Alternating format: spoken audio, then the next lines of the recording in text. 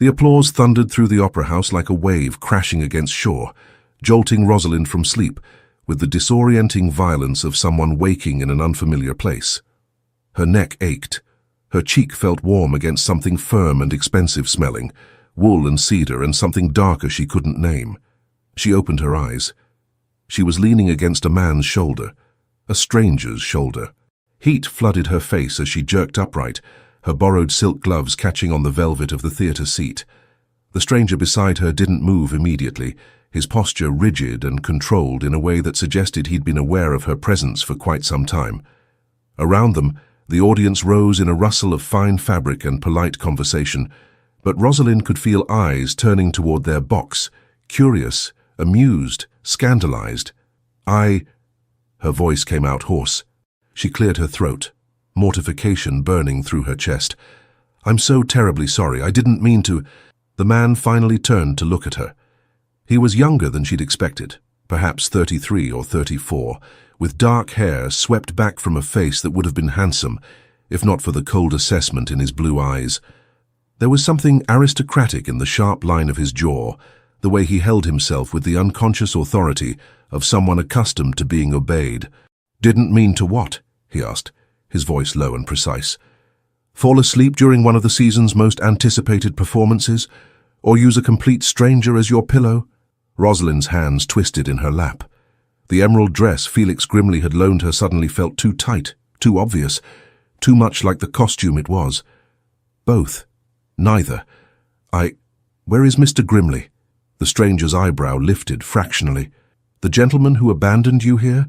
I haven't the faintest idea." He stood with fluid grace, offering his hand. "But I'm afraid you've created rather an interesting situation, Miss—" She stared at his outstretched hand, her mind racing. Felix had promised this would be simple. Sit quietly, watch the opera, cause no trouble. He'd even provided the dress, the gloves, the small beaded reticule that matched perfectly.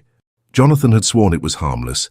His friend just needed someone presentable for an evening, and Rosa would finally get to experience the opera she'd dreamed of for years. No one had mentioned anything about being abandoned in a box with a stranger who looked at her like she was a particularly interesting problem to solve. "I should go," she said, not taking his hand. "I apologize again for the intrusion. Too late for that, I'm afraid." His voice carried a note of dark amusement. "Do you see them?" Against her better judgment, Rosalind followed his gaze. Several people in the boxes across from them were watching with barely concealed interest, fans fluttering, heads bent together in whispered conversation. A woman in diamonds raised an opera glass directly toward them. "They've been watching for the past 40 minutes, the stranger continued conversationally. "Watching you sleep against my shoulder with what I can only describe as rapt fascination. The Countess of Davenport has already sent her daughter to discover your identity. She'll be here any moment." Panic clawed at Rosalind's throat. "I don't understand. Why didn't you wake me?" His smile was razor-sharp. "Because, my dear, you've just solved a problem I've been trying to navigate for weeks." He leaned closer, his voice dropping to a murmur only she could hear. "And now you're going to help me with it." Before she could respond, the curtain to their box swept aside. A young woman in pale pink entered first, her blonde curls perfectly arranged, her smile bright and predatory. Behind her came an older woman dripping in sapphires, and behind them, Rosalind's stomach dropped. 3 more society matrons, all watching her with the focused attention of cats cornering a mouse. "Your Grace," the woman in pink said, her voice sugary, "I didn't realize you'd brought a guest this evening. How delightful." "Your Grace." The title crashed through Rosalind's awareness like cold water. She'd been sleeping on a duke's shoulder. A duke. She was going to kill Jonathan. She was going to kill Felix Grimley. She was going to die of mortification right here in the Royal Opera House and save them the trouble. The Duke, because apparently that's what he was, straightened to his full height with the ease of someone who commanded rooms simply by existing in them. "Lady Cecilia, Mrs. Hartford, ladies." His hand moved to the small of Rosalind's back, the touch proprietary and warm through the silk of her dress. "May I introduce Miss Rosalind Thorne, a dear friend of my sister's." The lie was smooth, practiced, utterly convincing. Rosalind's mind screamed at her to correct him, to explain the misunderstanding, to find Felix and escape this nightmare before it spiraled further out of control. Instead, she heard herself say, "It's a pleasure to make your acquaintance." The words came out steadier than she felt, shaped by years of her mother's careful instruction in manners and deportment. Just because they weren't wealthy didn't mean they were ignorant of how to behave. Her parents had sacrificed everything to ensure both their children knew how to speak, how to move, how to exist in spaces above their station. She'd never imagined she'd need those lessons quite like this.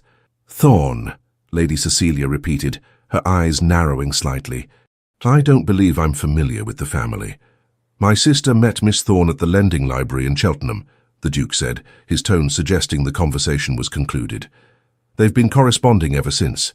Beatrice insisted I bring her to the opera tonight." Another lie effortlessly deployed. "How charming," one of the older matrons said, though her expression suggested she found it anything but. "And did you enjoy the performance, Miss Thorn?" The question was loaded with judgment. Everyone in this box knew she'd been asleep for at least half of it. Rosalind lifted her chin. "The second act was sublime. Though I confess the journey to London was rather taxing. I'm afraid the fatigue caught up with me during the quieter moments." It wasn't quite an apology and wasn't quite a defense.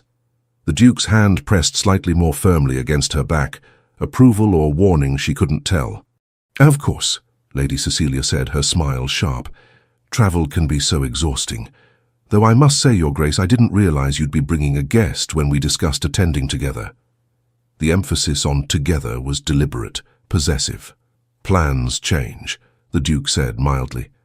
"I'm sure you understand, Lady Cecilia." The temperature in the box dropped several degrees. Rosalind could feel the undercurrents swirling around them. Jealousy, calculation, social maneuvering so complex she could barely track it. This Lady Cecilia clearly believed she had some claim on the Duke's attention, and Rosalind's presence had disrupted whatever careful arrangement existed between them. "Well," Mrs. Hartford said brightly, breaking the tension, "I'm sure we'll be seeing much more of you, Miss Thorn. Will you be attending the Pemberton ball?" Rosalind opened her mouth, but the Duke answered first. "Miss Thorn will be staying at Carrington House for the remainder of the season, as my sister's guest, naturally. I'm certain she'll attend all the usual events." The world tilted sideways. Carrington House, the remainder of the season, all the usual events. "How wonderful," Lady Cecilia said, her voice brittle as glass. "I look forward to becoming better acquainted." She swept from the box, the other women following like ladies-in-waiting departing after their queen. Only when the curtain fell back into place did Rosalind allow herself to breathe. "What?" she said slowly, turning to face the Duke. "Just happened?" His expression was unreadable. "You fell asleep on my shoulder during the opera. Surely you remember that part?" "Don't be glib. You just told those women I'll be staying at your house. You said I'm friends with your sister. You—" She broke off, shaking her head. "I don't even know your name." "Sebastian Blackwell, Duke of Carrington." He said it as if she should have known, as if everyone in London knew. "And yes, I told them you'll be staying at Carrington House, because that's precisely what you're going to do." "I most certainly am not—" "Did Mr. Grimley not explain the arrangement?" Rosalind stared at him. "What arrangement?" "He said he needed someone to accompany him to the opera, that's all. He said I should sit quietly and not speak to anyone, and—" The pieces clicked together with sickening clarity. "He was supposed to be here, in this box, with me." "He was," Sebastian agreed. "I hired him to find me someone suitable for a very specific purpose. Someone who could play the role of a potential match for the season. Someone intelligent enough to navigate society, but unknown enough to disappear when the charade was no longer necessary." The cold calculation in his voice made her stomach turn. "I'm not playing any role. I don't know what arrangement you made with Felix Grimley, but I never agreed to— and yet here you are. In borrowed finery, sitting in a Duke's private box, having just spent 40 minutes asleep on said Duke's shoulder, in full view of half the ton." He stepped closer, his voice dropping to something almost gentle. "Tell me, Miss Thorn, when you leave this opera house tonight, where exactly will you go? Back to whatever modest situation Felix pulled you from? Back to your brother who's likely in debt to half the tradesmen in London?" She wanted to slap him. The urge was so strong her hand actually twitched. "How dare you? I dare because I'm offering you an opportunity. His eyes held hers, intense and unwavering. My grandmother expects me to marry, immediately. She's been throwing eligible women at me since my father's death 6 months ago, and Lady Cecilia is her current favorite, a perfectly suitable match, wealthy, connected, biddable. Everything a duke's wife should be, then marry her. I don't want to marry her, I don't want to marry anyone. The words came out flat, final. But my grandmother won't relent, and Lady Cecilia is under the impression we have an understanding. Tonight, you gave me an alternative. The curtain rustled, and a new voice entered the conversation, bright, feminine, delighted. Sebastian, you absolute genius. Is this her?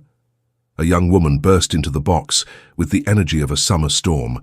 She was perhaps 19 or 20, dark-haired like her brother, but with a warmth in her brown eyes that he completely lacked. She grabbed both of Rosalind's hands before anyone could make introductions. I'm Beatrice. You must be the mysterious sleeping beauty everyone's talking about. This is brilliant. This is absolutely brilliant. Beatrice, Sebastian said warningly. Oh, don't Beatrice me in that tone. You've been moping around for months about grandmother's matchmaking schemes, and now you've found a perfect solution. She turned back to Rosalind, squeezing her hands. You will help him, won't you? Please say yes, it'll be such fun. I haven't even explained. Don't listen to him. He's terrible at explaining things. Here's what you need to know. Our grandmother is relentless. She's decided Sebastian needs a wife and she won't stop until he has one. He doesn't want to marry yet. He's still grieving father, though he'd never admit it. But grandmother doesn't care. She's invited Lady Cecilia to everything. Arranged private dinners, basically announced their engagement without technically announcing it. It's unbearable. Rosalind's head was spinning. I don't see how You sleep on his shoulder in front of everyone, Beatrice said, as if it were the most obvious thing in the world. You create a scandal, or at least the suggestion of one. Now he can claim he's courting you instead. Grandmother will be furious, but she can't force him to marry Cecilia if he's publicly pursuing someone else. And by the end of the season, you can simply... She waved her hand vaguely. Decide you don't suit. Go your separate ways. No harm done. Except to my reputation, Rosalind said quietly. The room fell silent. Sebastian and Beatrice exchanged a look, the kind of wordless communication only siblings could achieve. When Sebastian spoke again, his voice had lost some of its calculated edge. Your reputation will be intact. I give you my word. You'll be presented as my sister's guest, a friend of the family. When we end the association, it will be portrayed as a mutual decision, handled with discretion. No scandal will touch you. And if your grandmother investigates, if Lady Cecilia decides to look into my background, let them look, Beatrice said fiercely. You're the daughter of a respectable family who's fallen on hard times. It happens. It's not scandalous, it's sympathetic. And if anyone dares to speak ill of you, they'll answer to me. Rosalind wanted to laugh at the absurdity of it all. This morning, she'd been helping her mother with the marketing, calculating whether they could afford new boots before winter. Now she was standing in an opera box with a duke and his sister, discussing fake courtships and society scandals like it was the most natural thing in the world. Where is Felix Grimley? She asked. Sebastian's jaw tightened. Gone. He disappeared shortly after the performance began. I assume he saw an opportunity to make more money elsewhere, Rosalind finished bitterly. That was Felix's way. Jonathan's friend was always chasing the next scheme, the better deal, the quicker profit. She should have known better than to trust him. He'll be dealt with, Sebastian said, an edge of steel in his voice that suggested Felix would very much regret abandoning her. No. Rosalind pulled her hands free from Beatrice's grip, squaring her shoulders. I'll deal with him myself. He's my brother's friend, and this is my decision to make. Sebastian studied her for a long moment, something like approval flickering in his eyes. What is your decision, then? Will you accept my offer? She should say no. Every rational part of her mind screamed that this was madness, dangerous, improper, destined to end in disaster. She didn't belong in this world of dukes and balls and society matrons. She was a merchant's daughter whose father had lost his business to bad investments and worse luck. Her brother was a dreamer who chased schemes with men like Felix Grimley. Her mother took in mending to help make ends meet. But when would she ever get another chance like this? To live in a duke's house, to attend balls and parties, to wear beautiful dresses and be treated even temporarily like she belonged, to experience just once what life could be like without constantly calculating pennies and making do with last year's ribbons. 3 conditions, she heard herself say. Sebastian's eyebrow rose. You're negotiating with me? You need me as much as I need this opportunity. That makes us equals, Your Grace, at least in this. Beatrice made a delighted sound. Sebastian's expression remained neutral, but something shifted in his eyes. Interest, perhaps, or respect. Name your conditions. First, I want my family informed properly, not by Felix Grimley. I want a letter delivered to my mother explaining that I've accepted a position as Lady Beatrice's companion for the season. Nothing about courtships or schemes, just a respectable reason for my absence. Done. Second, when this ends, I want references, letters of introduction that will help me secure a position as a governess or companion. I won't go back to where I was before. Sebastian hesitated. That's more difficult. References for a fake courtship? Not from you, Rosalind interrupted. From Lady Beatrice. From any society connections she can provide. You said yourself I'll be presented as her friend. Friends help each other find positions. Beatrice nodded eagerly. I'll do better than that. I'll introduce you to everyone I know. By the end of the season, you'll have your pick of offers. And your third condition? Sebastian asked. Rosalind met his eyes directly. The moment you actually decide to marry, whether it's Lady Cecilia or someone else, this ends immediately. I won't be used as a shield while you conduct a real courtship on the side. I may be poor, Your Grace, but I'm not a fool, and I won't be made to look like one. The silence stretched between them, sharp with tension. Then Sebastian extended his hand. You have my word. All 3 conditions. Do we have an agreement? Rosalind looked at his outstretched hand, elegant, powerful, completely foreign to her world. Then she looked at Beatrice, practically vibrating with excitement. Finally, she looked down at herself, at the borrowed dress and borrowed gloves and the borrowed life she was about to step into. She took his hand. We have an agreement. His grip was warm and firm, sealing a bargain that would change everything. She just didn't know yet how much. The carriage ride to Carrington House was a study in contrasts. Beatrice chattered enthusiastically about all the events they'd attend, the people Rosalind would meet, the dresses they'd need to commission. Sebastian sat in silence, his gaze fixed on the darkened streets of London, his expression unreadable. Rosalind watched them both, trying to understand what she'd agreed to. You'll need everything, Beatrice was saying. Morning dresses, afternoon dresses, evening gowns. At least 3 ball gowns, no, 4, 5. We have the Pemberton Ball, the Haverford musical, the... Beatrice, Sebastian said quietly, perhaps give Miss Thorne a moment to breathe. She can breathe while we plan.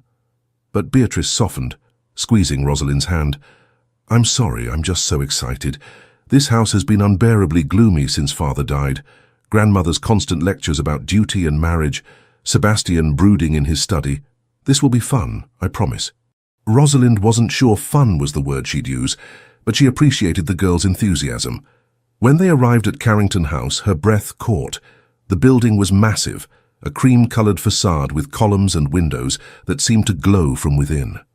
Servants appeared instantly, opening carriage doors, offering hands, moving with practiced efficiency. The green guest suite, Sebastian told the housekeeper, a severe-looking woman in black. Have it prepared for Miss Thorne.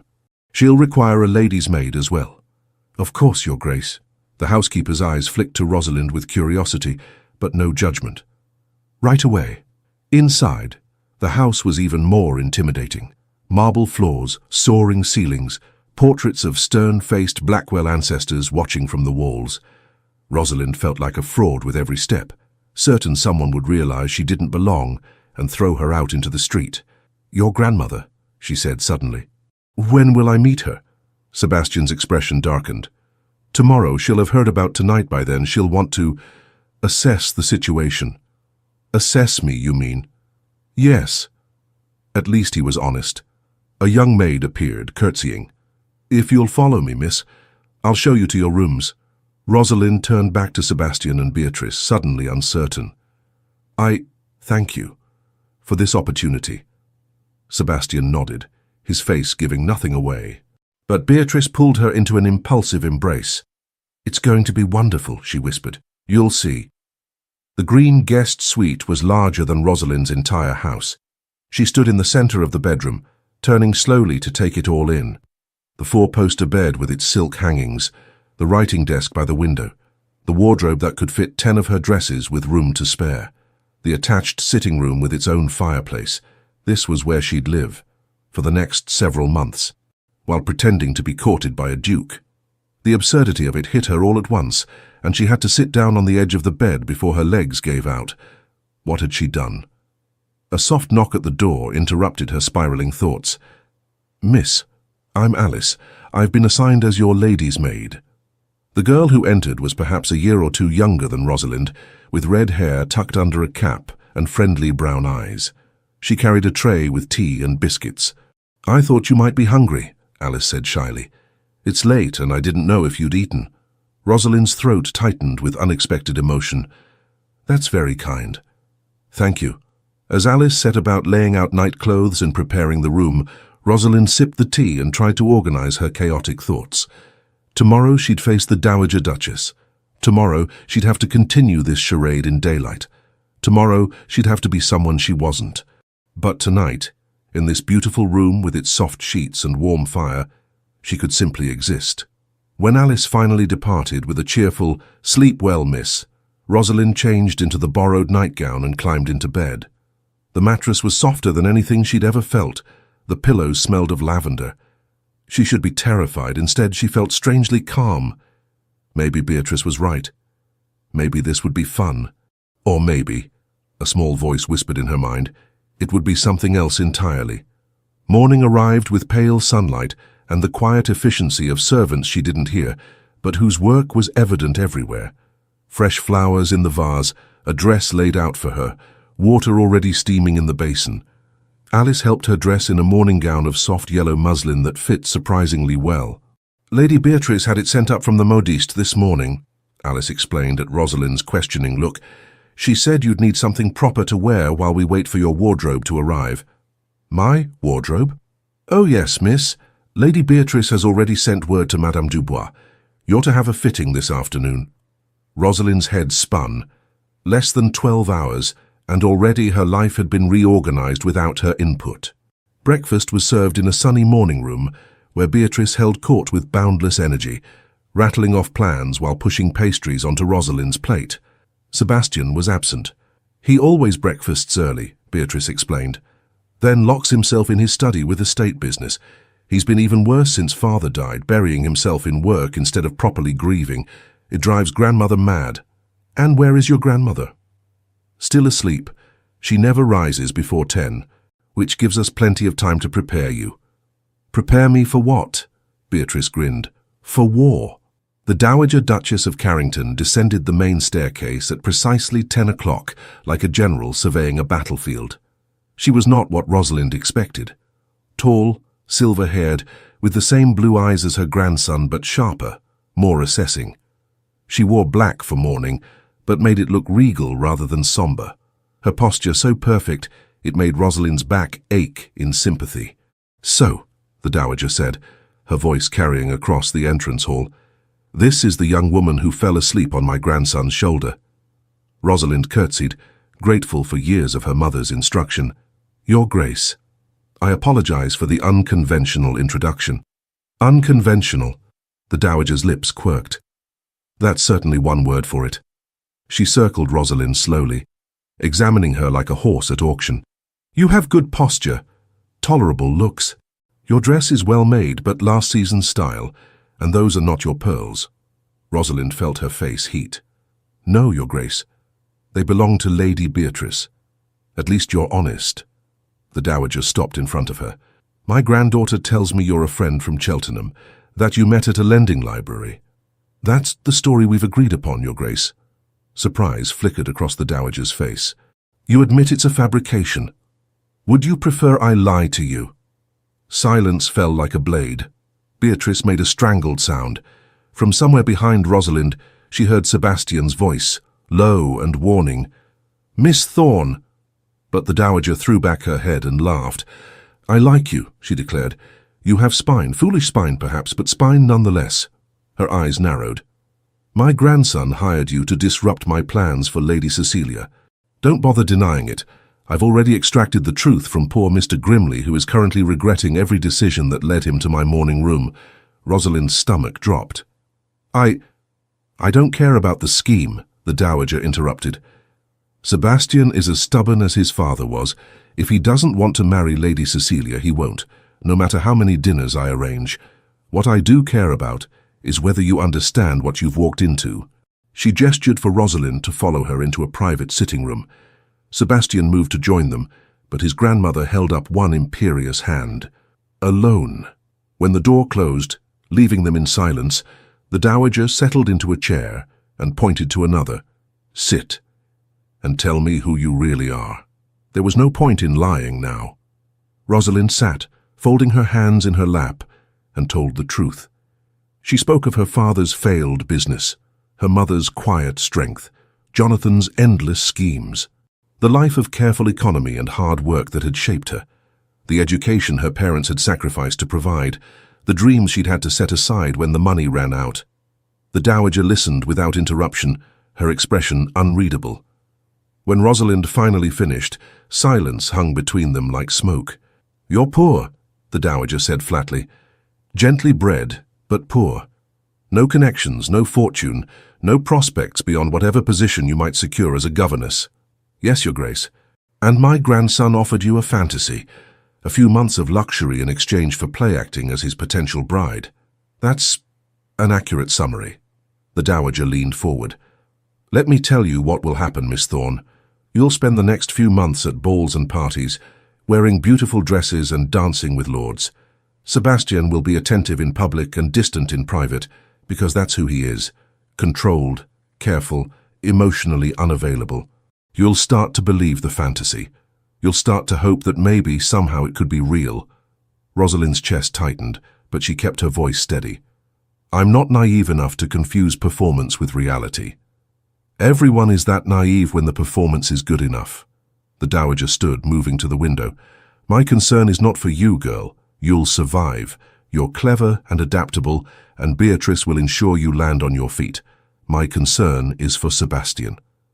That was not what Rosalind expected. "Your Grace, my son died 6 months ago." The dowager's voice held no emotion, but her knuckles were white where they gripped the window frame. "A sudden illness. Sebastian was in Scotland on estate business. He didn't make it back in time to say goodbye. He's been somewhere else ever since, performing his duties, managing the estates, attending Parliament. But not here. Not really here." Rosalind didn't know what to say. "I want him to marry," the dowager continued.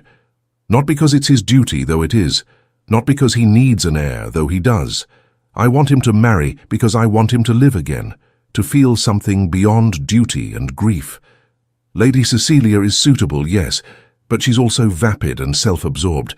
She'd bore him within a month. Then why push the match? Because he won't choose for himself. He'll bury himself in account books and estate improvements until he's 40 and alone, and then wonder why life feels empty." The dowager turned, her gaze sharp. "You, Miss Thorne, are a disruption, an unknown variable. You might bore him just as thoroughly as Lady Cecilia would, or you might surprise me." Rosalind stood, meeting the older woman's eyes. "I'm not trying to trap your grandson into marriage, Your Grace. This is a business arrangement, nothing more. We'll see." The dowager moved toward the door, then paused. "One more thing. If you hurt him, if you manipulate him or try to exploit his grief, I will destroy you. I don't care how sympathetic your circumstances are. Do we understand each other?" "Perfectly, Your Grace." The dowager nodded and swept from the room, leaving Rosalind alone with her racing heart and the unsettling realization that she'd just been given both a warning and a benediction. She was still standing there, trying to process the conversation, when Beatrice burst in. "She likes you!" Beatrice grabbed her hands, spinning her in an excited circle. "I can tell. She only threatens people she respects. This is perfect." Rosalind wasn't sure perfect was the right word, but she let Beatrice pull her toward the door, chattering about dress fittings and afternoon calls. Behind them, through the window, she could see Sebastian in the garden.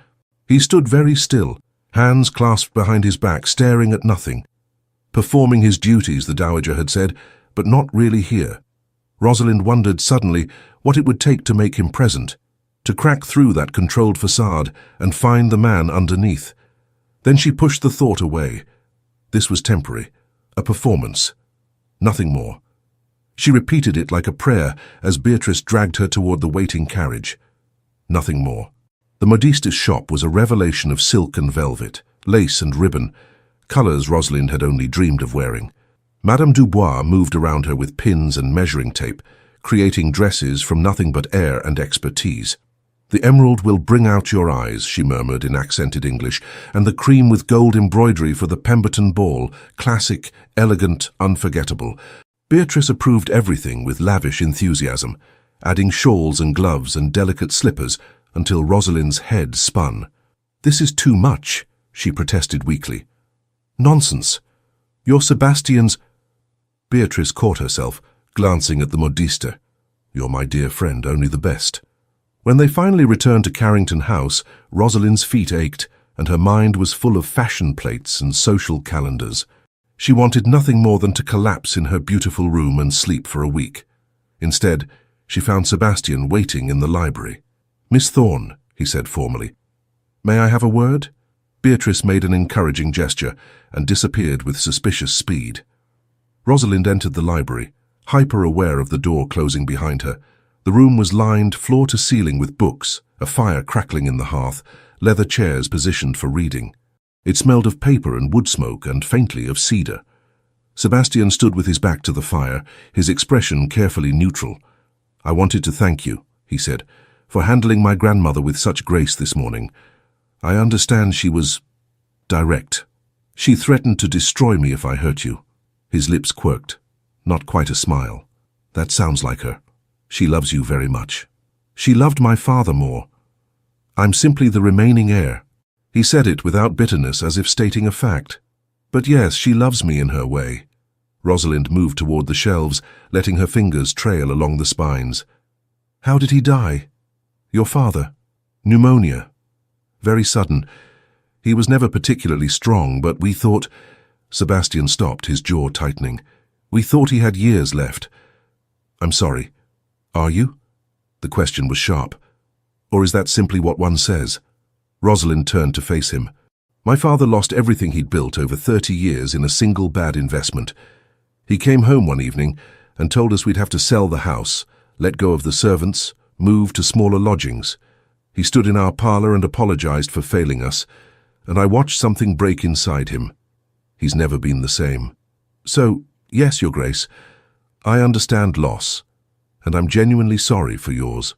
The silence between them felt different now, less confrontational, more honest. "I didn't mean to snap," Sebastian said finally. "Yes, you did, but I understand." She returned to examining the books. "This is a beautiful collection. My father's passion. He could spend hours in here, lost in philosophy or poetry or military history." Sebastian moved to stand beside her, pulling down a volume bound in green leather. This was his favorite, Don Quixote. He used to say that idealism was a form of madness, but a necessary one. Rosalind took the book, opening it carefully. The pages were well worn, notes written in the margins in a careful hand. "You can borrow it," Sebastian said, "any of them. Beatrice rarely reads, and grandmother prefers religious texts. The books are mostly lonely these days." It was the kindest thing he'd said to her. "Thank you, I'd like that." They stood there for a moment, not quite comfortable but not quite awkward either, until Beatrice's voice echoed from the hallway. "Sebastian, Rosalind, dinner is ready." The spell, whatever it had been, broke. Sebastian offered his arm with practiced formality. "Shall we?" She took it, aware of the strength beneath his sleeve, the careful distance he maintained. This was going to be complicated. The Pemberton ball was 5 days away.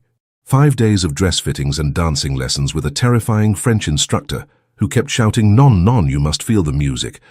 5 days of Beatrice coaching her on who was who in society, which families were allied, which old dowagers must be flattered, which young lords were fortune hunters. 5 days of Sebastian being absent. He appeared at meals, perfectly polite and perfectly distant. He acknowledged her with formal courtesy when they passed in hallways. He made no attempt at private conversation. It was exactly what she'd expected, and it shouldn't have bothered her. But it did. "He's always like this," Beatrice said on the 4th day, catching Rosalind watching Sebastian leave yet another room she'd just entered. "Ever since father died.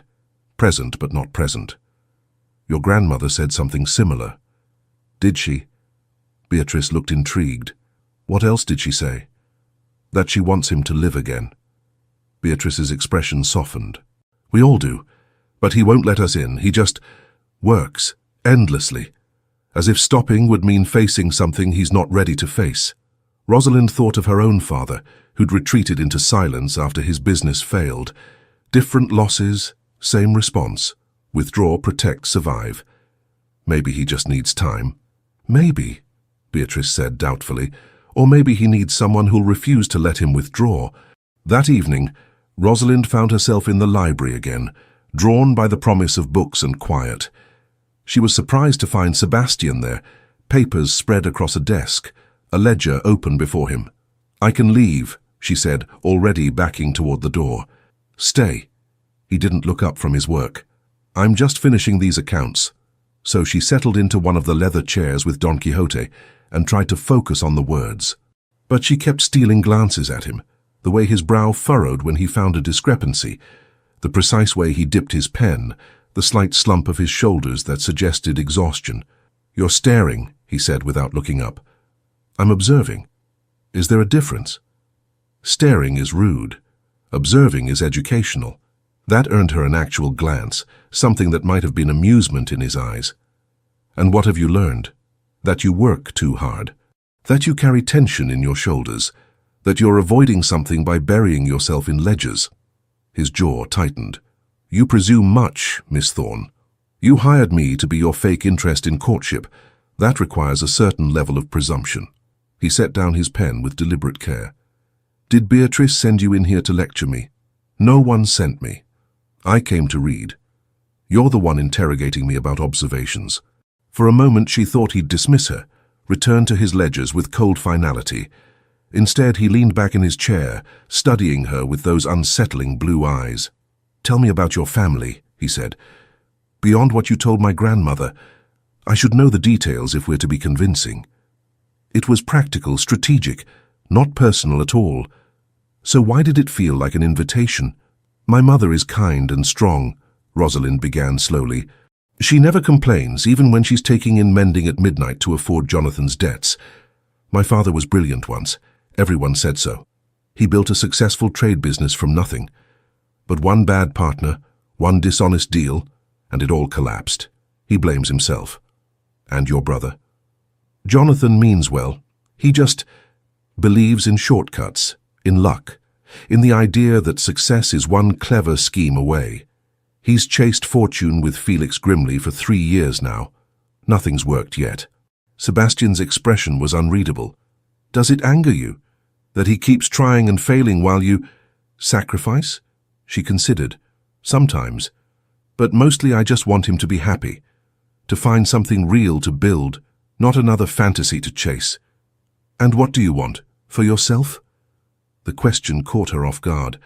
No one ever asked what she wanted. It was always what the family needed, what they could afford, how they could manage. "I want—" She paused, searching for honesty. "I want to not be afraid anymore. Of poverty, of losing what little we have, of watching my parents grow old without comfort. I want stability, security, a life where I can choose instead of simply surviving." Something shifted in Sebastian's expression. Recognition, perhaps, or understanding. "That's why you agreed to this," he said. "Not for adventure or luxury, for a chance at something better." "Yes. And when it ends, when you return to your life, I'll have references, connections, skills that might open doors that were closed before. Your grandmother promised I'd land on my feet, and I intend to make sure she's right." He studied her for a long moment, then returned his attention to the ledgers. But the dismissal felt less cold this time. "The ball is in 2 days," he said. "We should discuss expectations." "Such as?" "You'll be introduced as Beatrice's friend.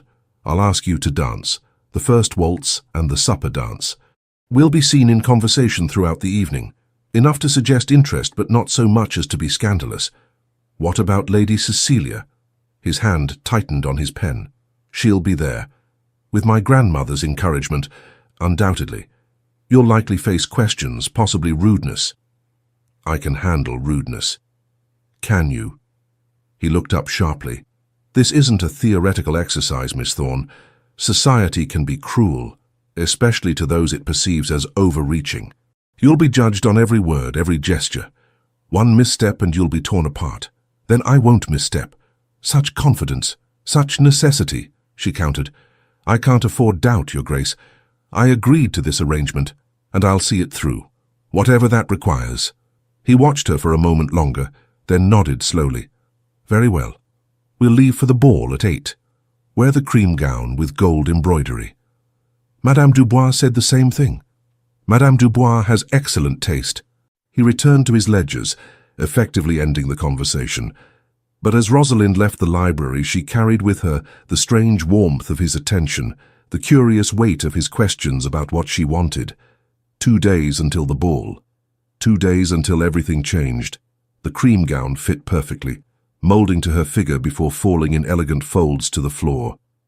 Alice had arranged her dark hair in an intricate style, weaving through it a ribbon that matched the gold embroidery.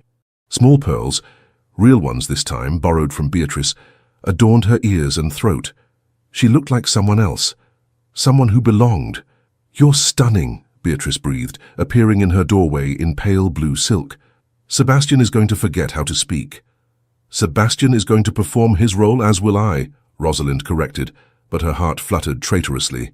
They met him in the entrance hall, where he waited in formal evening wear that made him look even more intimidating than usual. His gaze swept over her once, quickly, before settling somewhere over her left shoulder. "You look appropriate," he said. Beatrice kicked his shin. "Ow. What I mean to say is, the gown is well chosen. You'll do credit to the family." It was possibly the worst compliment Rosalind had ever received, and Beatrice looked ready to kick him again, but the carriage was waiting. The dowager descended last, resplendent in black silk and sapphires. She examined Rosalind with one sweeping glance. "You'll do," she pronounced, which seemed to be high praise from her.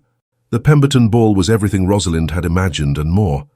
A grand house ablaze with lights, music spilling from open doors, lords and ladies in jewels that could feed families for years. She felt her courage waver as they entered, suddenly aware of how many eyes tracked their arrival. "Steady," Sebastian murmured, his hand at the small of her back. "Remember, you belong here tonight." She didn't, but she lifted her chin and smiled as if she did. Introductions blurred together. Lady this, Lord that, the Earl of Somewhere. Beatrice stayed close, whispering helpful context. "That's the Marchioness of Hertford, terrifying but fair. Those are the Sinclair twins, harmless flirts. Avoid Lord Pembury. He smells of mothballs and talks only of his hunting dogs." And then, inevitably, Lady Cecilia appeared. She was even more beautiful than Rosalind remembered, her blonde hair gleaming in the candlelight, her rose silk gown cut in the absolute height of fashion. She moved through the crowd with the confidence of someone who'd never doubted her place. "Your Grace," she said, curtsying to Sebastian with practiced grace. "How wonderful to see you. And Miss Thorne, wasn't it?" The pause before her name was deliberate. "Lady Cecilia," Rosalind replied with equal politeness. "What a lovely gown. Rose is certainly your colour." "How kind. I had it made in Paris. One must maintain standards." Her smile was sharp. "I don't believe I caught where you said your family estates are located." "I didn't say." Rosalind kept her tone pleasant. "My family maintains a residence in the north, quite modest compared to this grandeur." "How charming." Lady Cecilia turned to Sebastian, dismissing Rosalind entirely. "I hope you'll save me a dance, Your Grace, for old time's sake." "I'm afraid my card is rather full this evening," Sebastian said coolly. It was a lie. The ball had barely begun, but delivered with such conviction that Lady Cecilia's smile froze. Of course, perhaps later. She glided away, and Rosalind released a breath she hadn't realized she'd been holding. "Well done," Sebastian murmured. "You didn't flinch." "Should I have?" "Most people do. She has that effect." The orchestra began a waltz, and Sebastian offered his hand. "I believe this is ours." Rosalind had practiced with the French instructor, but this was different. This was real, his hand at her waist, her palm pressed to his, the eyes of hundreds watching as they took the floor. "Don't think," Sebastian said quietly as they began to move. "Just follow." She tried. But it was hard not to think when he was this close, when she could feel the warmth of his hand through her glove, when he smelled of cedar and something darker that made her dizzy. "You're counting steps," he observed. The instructor said, "Forget the instructor, feel the music." She almost laughed at the irony, the most controlled man she'd ever met, telling her to feel instead of think. But she tried. Let the music guide her instead of counting. Let herself trust his lead. And something shifted. They moved together with surprising grace, turning and sweeping across the floor. She caught Beatrice watching with delight, the dowager with narrow assessment, Lady Cecilia with barely concealed fury. "Everyone is staring," she whispered. "Let them." His hand tightened slightly at her waist. "You're doing perfectly." The waltz ended too soon. He released her with careful correctness, bowing over her hand. "Thank you for the dance, Miss Thorne." "The pleasure was mine, Your Grace." They were performing, playing their roles. So why did it feel real? The rest of the evening passed in a whirl of dances and conversation. Beatrice introduced her to friendly young ladies who asked about Cheltenham with genuine curiosity. Several lords requested dances, which Sebastian approved with slight nods. The dowager held court in a corner, watching everything with hawk-like attention. And Sebastian stayed near, not obviously, not in a way that would seem improper, but he was always within view, always aware of where she was and who she was speaking to. When Lord Pembury did approach, smelling exactly as Beatrice had warned, Sebastian materialized with a smooth excuse about needing to introduce Rosalind to someone. "Thank you," she murmured as he guided her away. "He's harmless but tiresome. You would have been trapped for 20 minutes hearing about his hounds." During the supper dance he was more relaxed, or perhaps she was imagining it. They spoke of books, of his father's collection, of her favorite poets. "Byron or Wordsworth?" he asked. "Both, but for different moods. Byron when I'm feeling dramatic, Wordsworth when I need peace." "And tonight? Which mood?" She considered. "Tonight I feel like I'm living in someone else's story." His expression grew serious. "Does that bother you?" "I'm not sure yet." They were interrupted by the dowager, who appeared with Lady Cecilia in tow like a general with a reluctant soldier. "Sebastian, you must dance with Cecilia. It would be rude to neglect her entirely." Rosalind started to step back to release him to his obligation, but his hand tightened on hers. "I appreciate your concern, grandmother, but as I told Lady Cecilia earlier, my card is full." "Surely you can make room." "I'm afraid not." His voice was pleasant but final. "If you'll excuse us, I promise to show Miss Thorne the gardens." He led Rosalind away before either woman could respond, through French doors onto a terrace overlooking shadowed gardens. The night air was cool against Rosalind's flushed skin, a welcome relief from the stuffy ballroom. Music drifted through the open doors, but out here it was muted, dreamlike. "I apologize," Sebastian said, releasing her hand. "That was presumptuous. You don't actually need to see the gardens." "No, but I'm grateful for the escape." Rosalind moved to the stone balustrade, looking out over the manicured lawns. "Your grandmother is relentless. She believes she knows what's best for me. For the family, for the title. Individual happiness is secondary to duty. Do you believe that?" He was quiet for a long moment. "I used to think duty was enough, that if I performed my role correctly, managed the estates well, married appropriately, that would constitute a successful life. My father thought differently. He married for love, chose my mother despite my grandmother's objections. They were happy." "Were?" "She died when Beatrice was born. He never remarried. Grandmother considered it a wasteful devotion, all those years alone when he could have secured another alliance. Sebastian's voice was carefully neutral, but she heard the anger underneath. She doesn't understand that some things can't be replaced. Some losses leave permanent marks. Rosalind turned to face him. You're angry with her. I'm angry with death. The words came out harsh, unguarded. For taking my mother before I could know her. For taking my father before I could... He stopped, jaw clenching.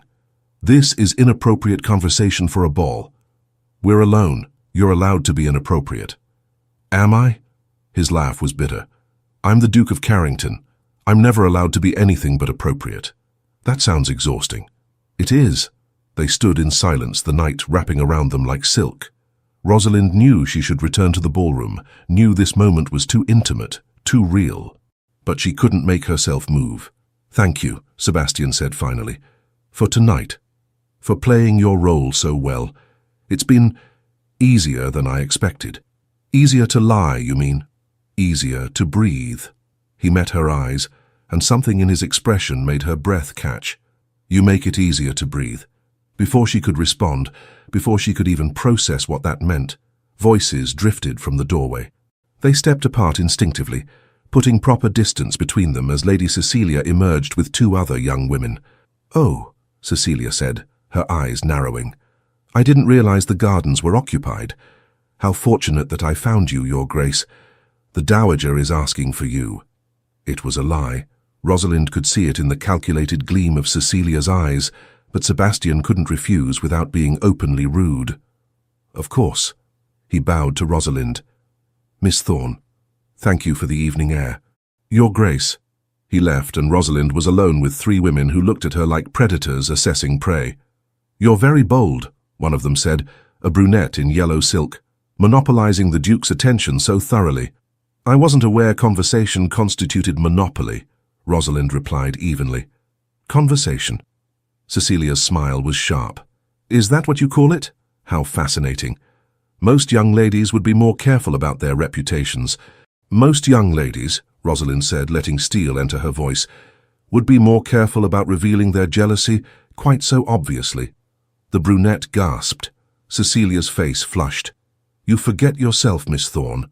You're a guest here, a temporary guest, while I am a permanent fixture of this society.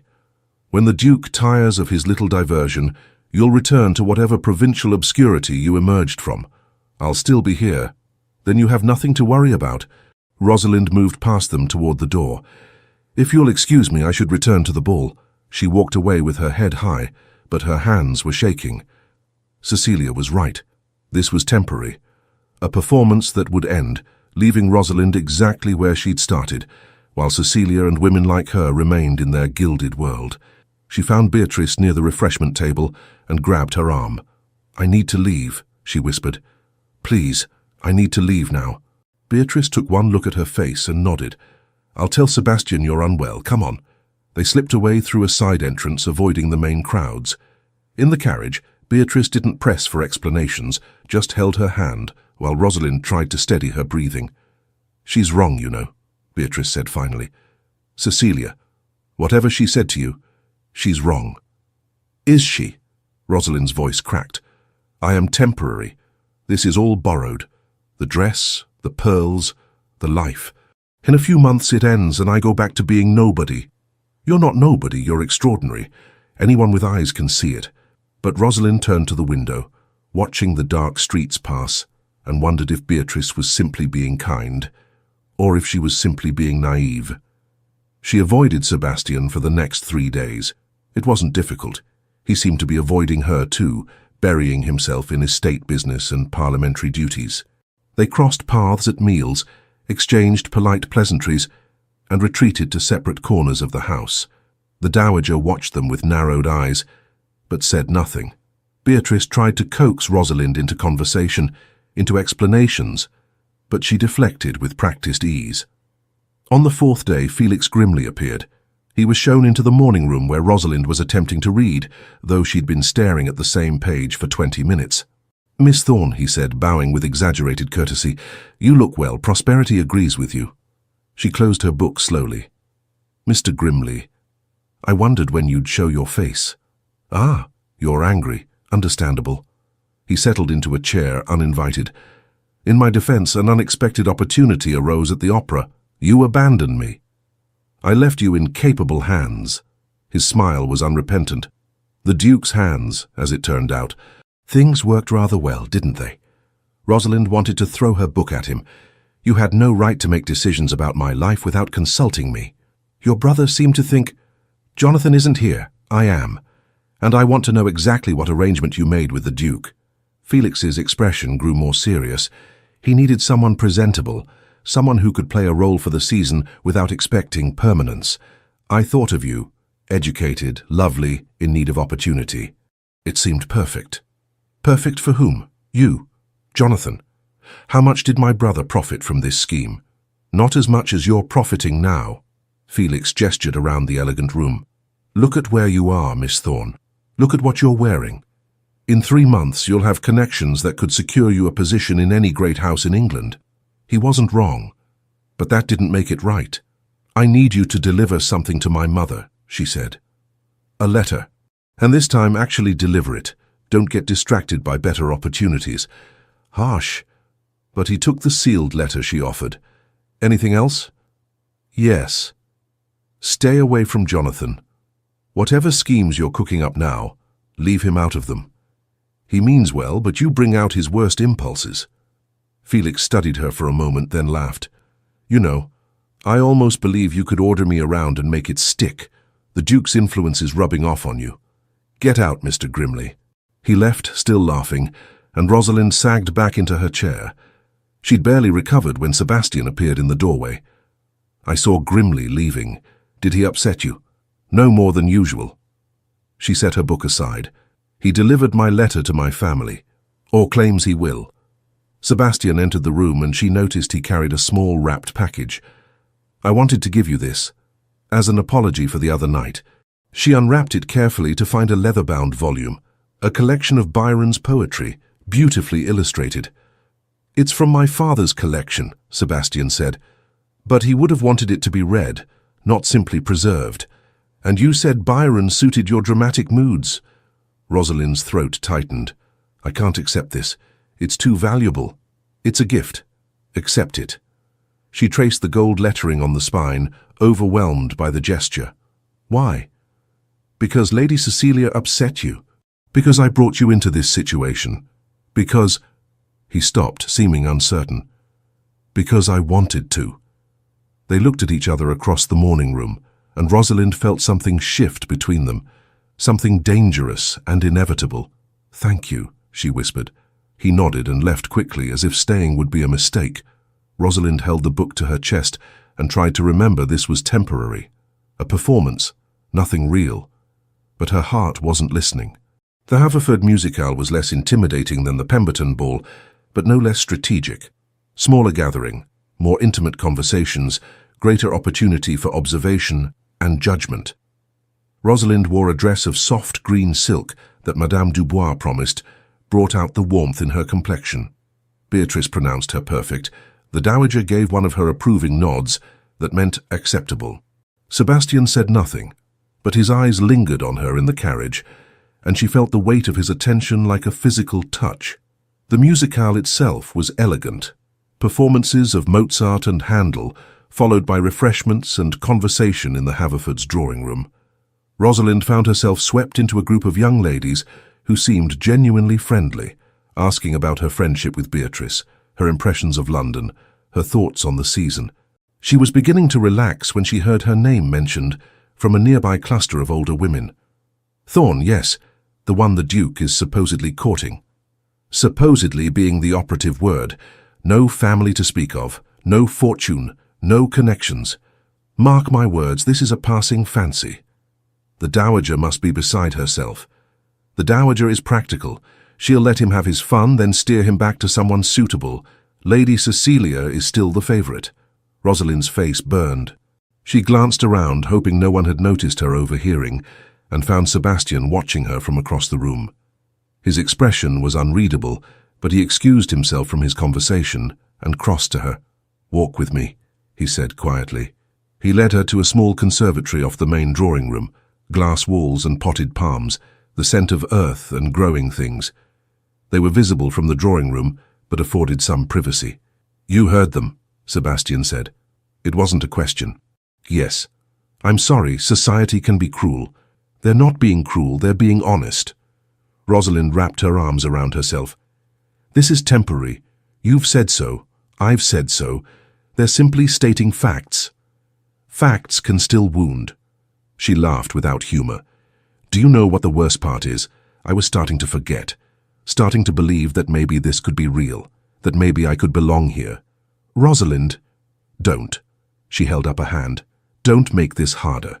We have an arrangement. A business transaction. In a few more weeks the season will end. I'll return home with my references and connections, and you'll be free to marry whoever your grandmother chooses. That's the plan." "And if I don't want that plan?" The words hung between them like a challenge. Rosalind's heart hammered against her ribs. "What are you saying?" "I don't know." He ran a hand through his hair, destroying its careful styling. "I don't know what I'm saying. This was supposed to be simple. A temporary arrangement to buy me time, but nothing about this feels simple anymore." "Sebastian, you make me want to be present," he continued, his voice rough. "Not performing duty, not managing responsibilities, but actually here, actually living. I didn't expect that, I didn't want it. And now I'm terrified." The admission seemed torn from him. "Because wanting something means it can be taken away, and I've lost enough." Rosalind understood then, truly understood. This wasn't about duty or arrangements, it was about fear. The same fear that had kept her father silent after his business failed. The same fear that made her mother work until midnight rather than accept help. The fear that loving something meant giving it power to destroy you. "I'm scared too," she whispered, "because this ends. We both know it ends. You're a duke, and I'm nobody, and fairy tales don't happen to girls like me. Who decides that?" Sebastian stepped closer, his voice urgent. "Who decides what's possible and what isn't? Society? My grandmother? People who've never felt what I feel when you're near? What do you feel?" He cupped her face in his hands, his touch gentle despite the intensity in his eyes. "I feel alive. I feel like I've been drowning, and suddenly remembered how to breathe. I feel like you're the only real thing in my carefully constructed life."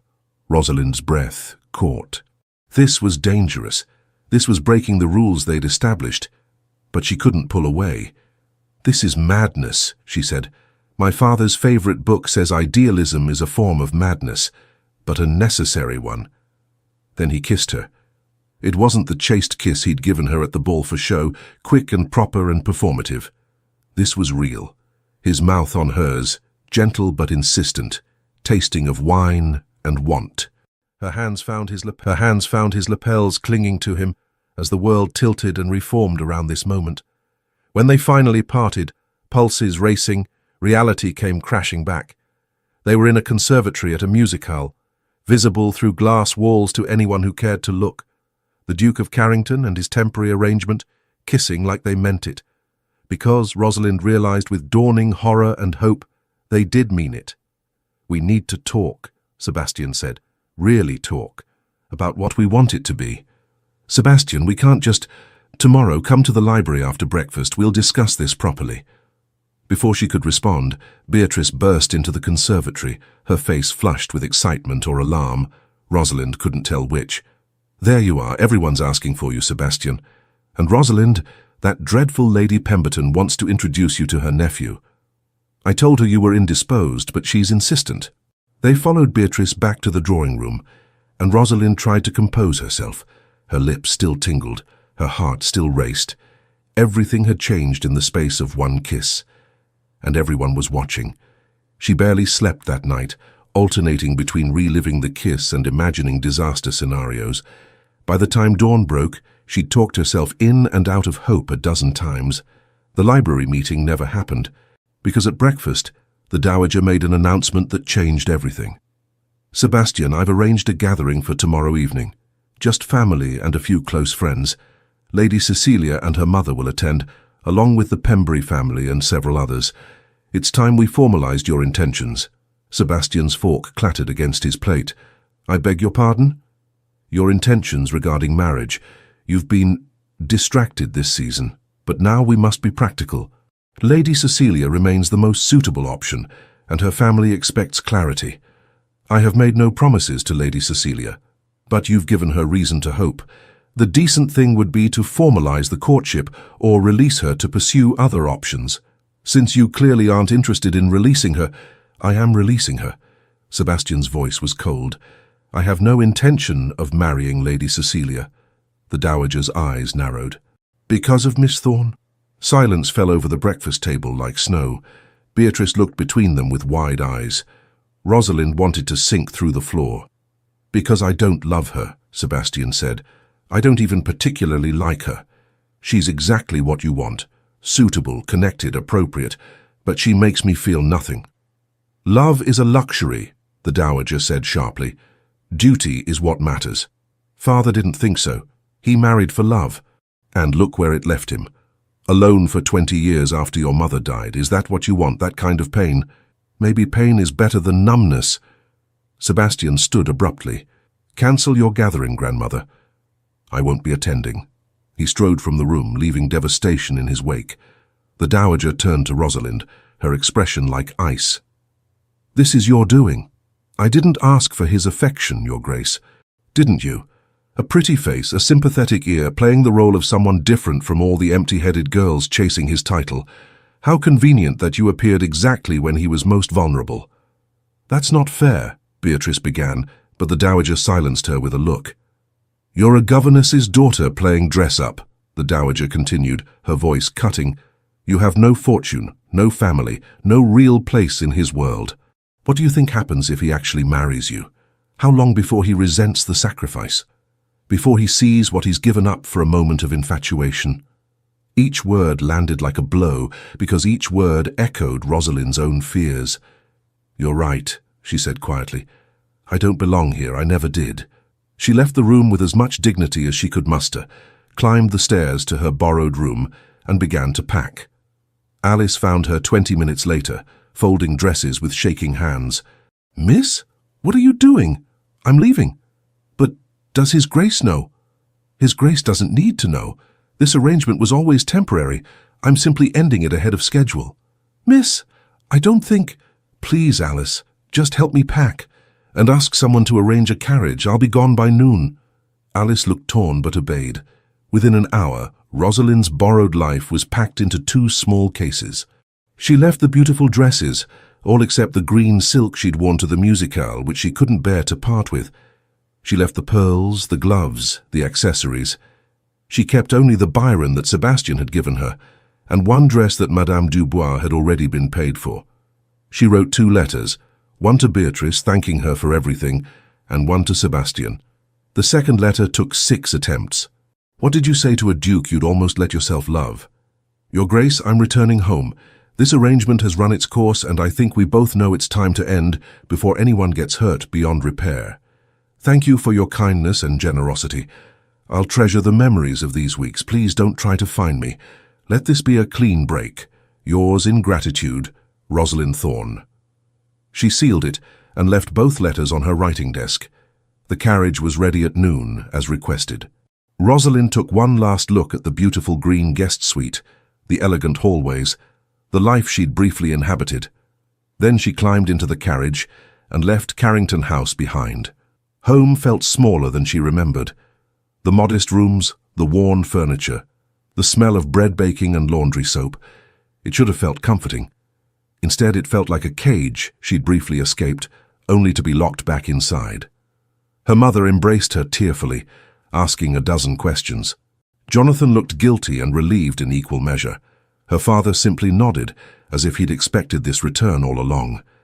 It was always going to end, he said quietly. Best it ended before you got hurt. But she was already hurt. That was the problem. For 3 days she tried to settle back into her old life. She helped with the mending, visited the market, read to her father in the evenings. She tried not to think about Sebastian, about the kiss in the conservatory, about the way he'd looked at her like she was something precious. On the 4th day, Felix Grimley appeared at the door. Miss Thorne, you're a difficult woman to track down. I don't want to see you, Mr. Grimley. Too bad, His Grace sent me. Felix pushed past her into the small parlour. He wants you to come back to London. Rosalind's heart lurched. No. He was quite insistent. Said to tell you he's called off his grandmother's gathering. Told Lady Cecilia personally that he has no interest in a match. Created quite the scandal, actually. That has nothing to do with me. Doesn't it? Felix studied her with unexpected shrewdness.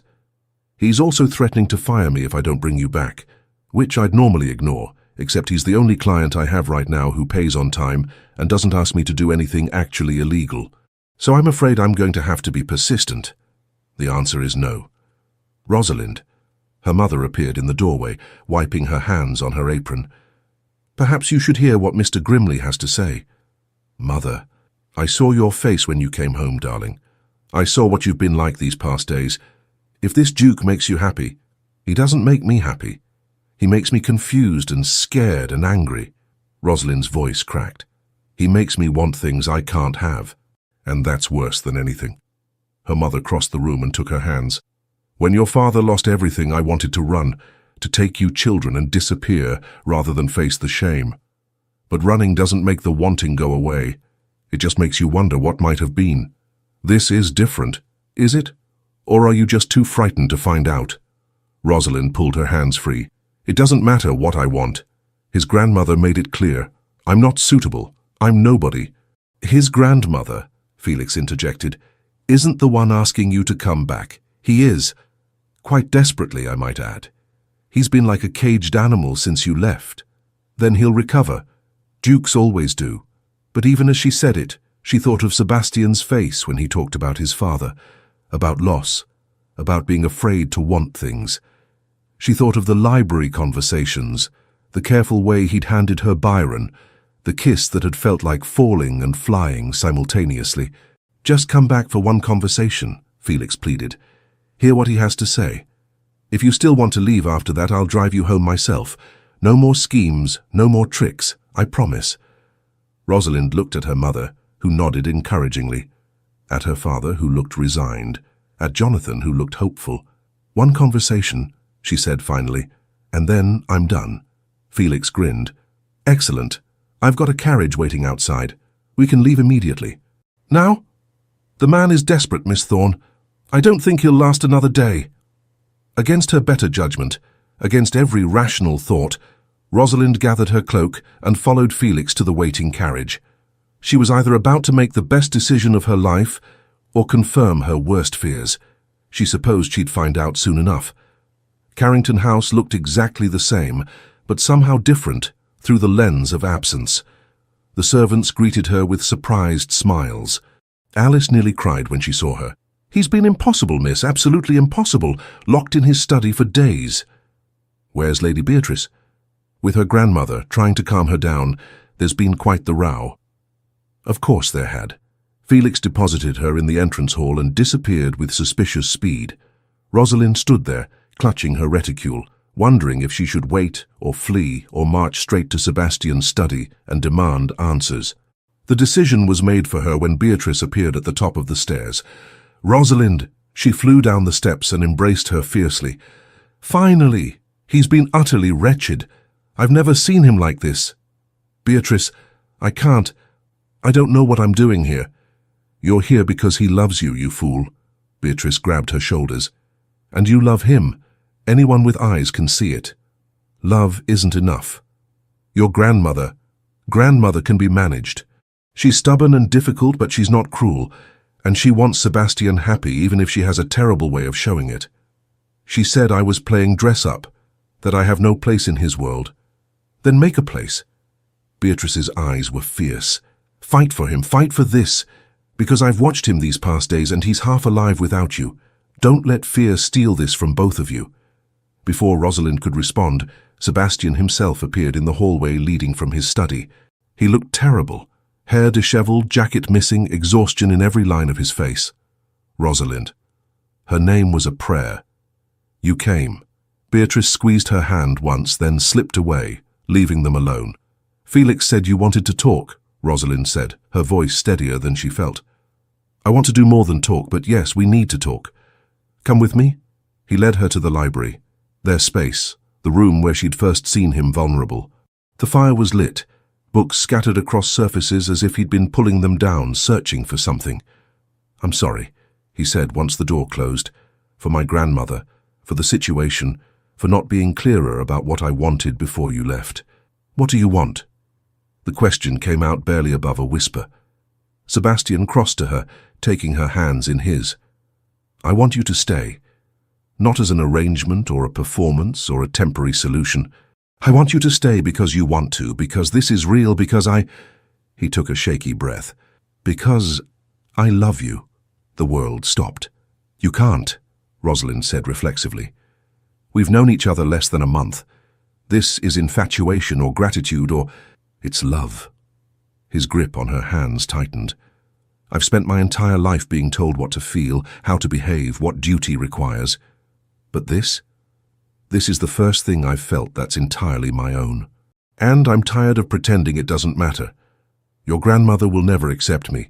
Society will never accept me. I'll lose nothing that matters. Yes, there will be scandal. Yes, my grandmother will be furious. Yes, some doors may close.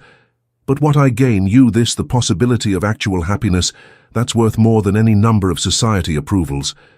Rosalind's eyes filled with tears. "I'm scared. So am I." He pulled her closer, resting his forehead against hers. "I'm terrified. But I'm more terrified of living the rest of my life wondering what might have been if I'd been brave enough to choose. And if it doesn't work, if we try and fail, then we fail together. But Rosalind, I don't want to fail by never trying." She thought of her mother's words. Running doesn't make the wanting go away. She thought of all the years ahead, wondering what if. She thought of Sebastian's kiss, his laughter, the way he looked at her like she was extraordinary. "I love you too," she whispered. "I've been trying not to, but I do." He kissed her then, soft and sweet and full of promise. When they broke apart, he was smiling, really smiling, the first genuine joy she'd seen in him. "There's something else we need to discuss," he said. "My grandmother. She needs to hear this from you." Rosalind's stomach dropped. "Now?" "Now. She's in her sitting room, and if we're doing this, if we're truly doing this, we do it properly." He was right, but that didn't make it less terrifying. They found the dowager exactly where Sebastian predicted, sitting by her window with embroidery she wasn't working on. She looked up when they entered, her expression unreadable. "So?" she said. "The prodigal returns." "Grandmother?" Sebastian began, but Rosalind stepped forward. "Your Grace, may I speak?" The dowager's eyebrow rose. "By all means." Rosalind gathered her courage. "You're right. I'm not what you wanted for your grandson. I have no fortune, no title, no grand connections.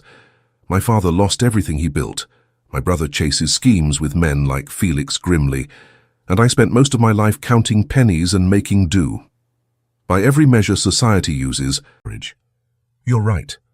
I'm not what you wanted for your grandson. I have no fortune, no title, no grand connections. My father lost everything he built. My brother chases schemes with men like Felix Grimley, and I spent most of my life counting pennies and making do. By every measure society uses, I'm completely unsuitable." The dowager's expression didn't change. "But I love him," Rosalind continued, her voice growing stronger. "Not his title, or his wealth, or his position. I love the man who retreats to his library when the world gets too heavy. The man who gave me Byron because it suited my dramatic moods. The man who's been drowning in grief and duty, but still finds moments to be kind. I love him. And if you give me the chance, I will spend the rest of my life making sure he knows he's worth loving." Silence stretched between them, sharp as a knife. Then the dowager set aside her embroidery. "You remind me of his mother. She spoke to me much the same way, all those years ago. Just as bold, just as foolish, just as absolutely certain. And you opposed that match too," Sebastian said quietly. "I did, and I was wrong." The dowager looked at her grandson, something softening in her severe features. "Your father was happy, truly happy. Losing your mother broke something in him, but he never once regretted marrying her. He told me that himself near the end. He said the pain of loss was worth the joy of love." She stood, crossing to where they stood hand in hand. I don't approve, she said firmly. I think this is reckless and foolish and will cause more scandal than I care to contemplate. Miss Thorne, you will be scrutinized mercilessly. People will say terrible things. Some doors will close permanently. I understand, Your Grace. But I won't stand in your way.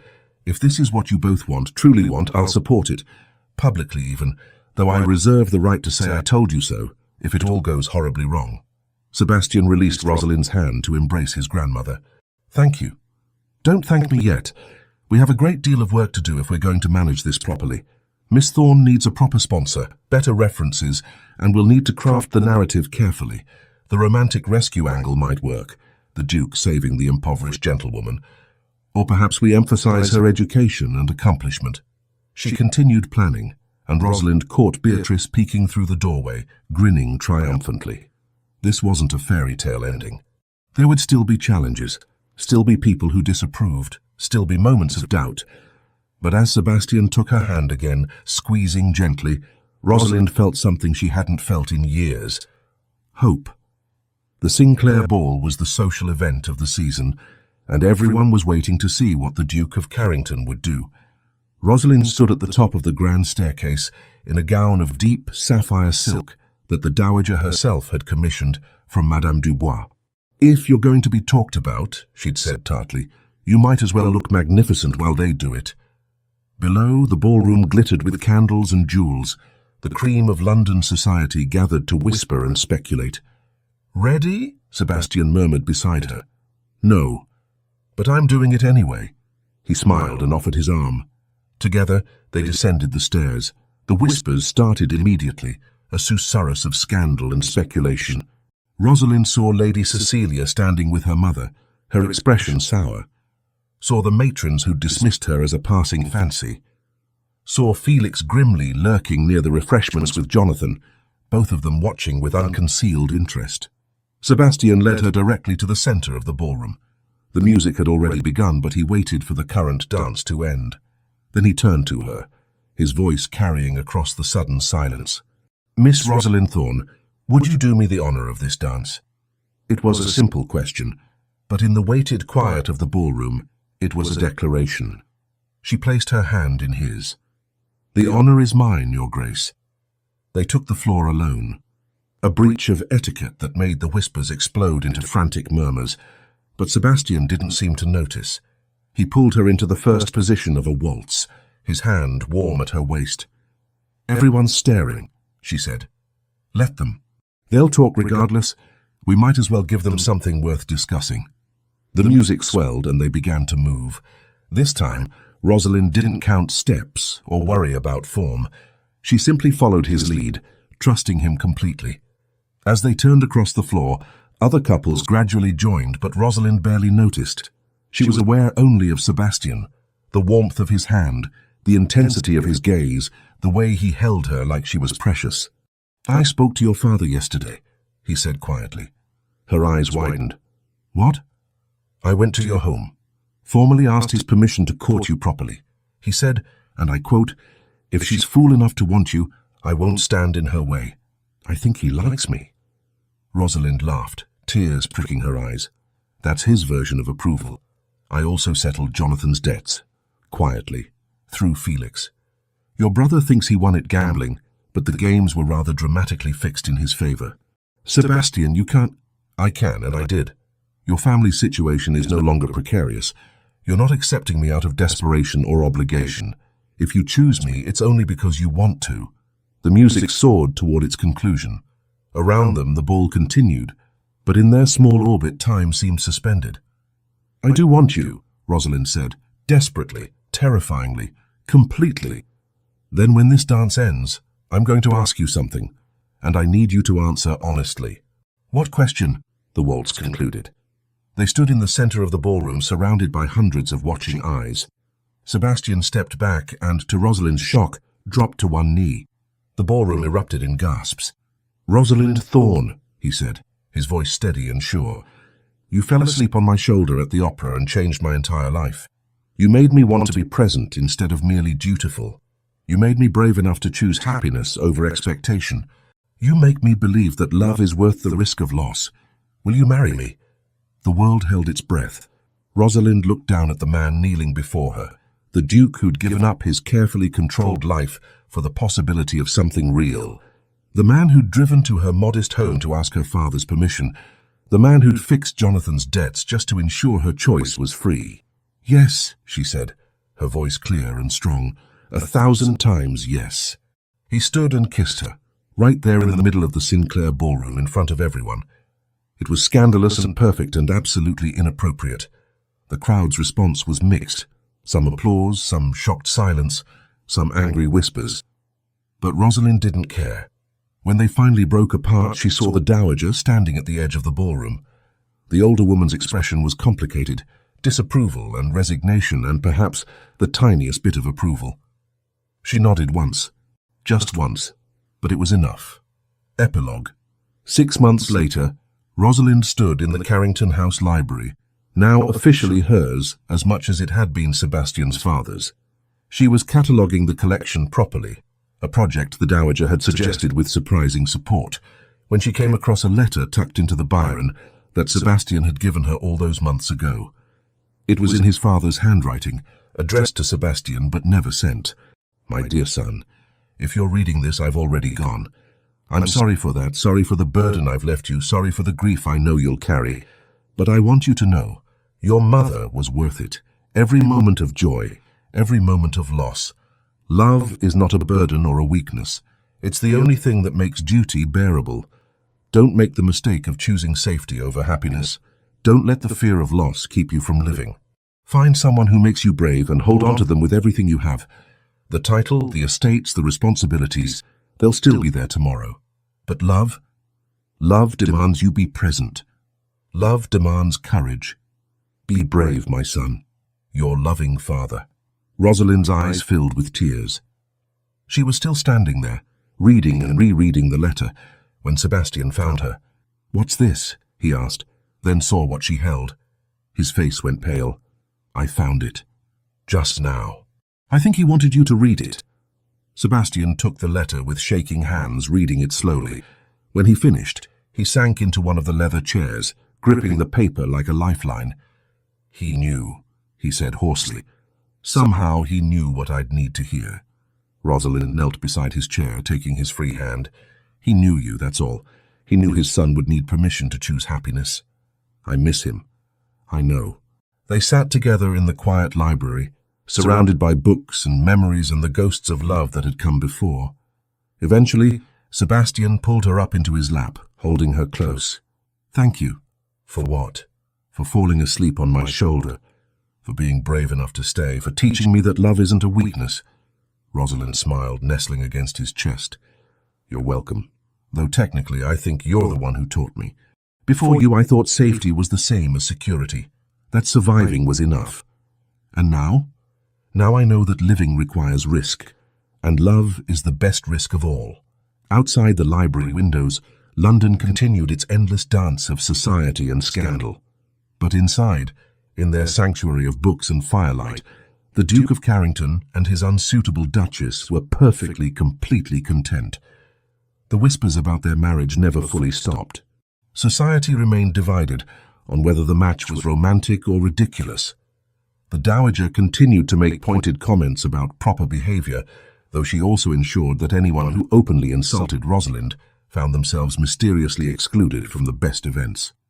Jonathan eventually found legitimate work as Sebastian's informal investigator, using his street smarts and connections to manage delicate matters quietly.